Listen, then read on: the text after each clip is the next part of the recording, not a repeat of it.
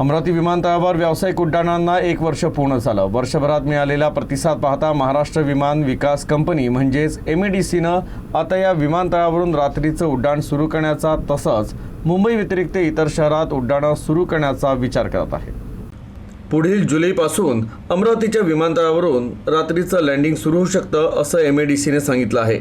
यासाठी सर्व आवश्यक चाचण्या पूर्ण झाल्या असून कागदपत्रांचं काम बाकी आहे।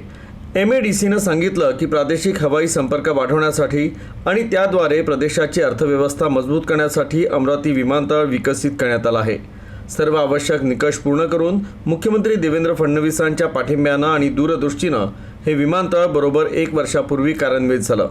MEDCच्या उपाध्यक्ष आणि व्यवस्थापकीय गुंतवणूकदार स्वाती पांडे यांच्या धोरणात्मक नेतृत्वानं आणि प्रयत्नानं विमानतळ वेळेवर पूर्ण झालं आणि मागील वर्षी 16 एप्रिल रोजी अमरावती विमानतळावरून व्यावसायिक उड्डाणं सुरू झाली।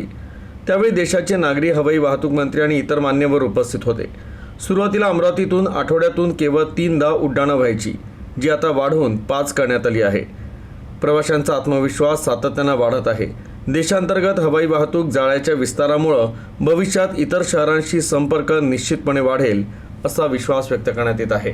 त्याचबरोबर लवकरच मुंबई पलीकडील इतर शहरांशी अमरावती विमानतळावरून संपर्क प्रस्थापित करण्याचाही विचार सुरू आहे।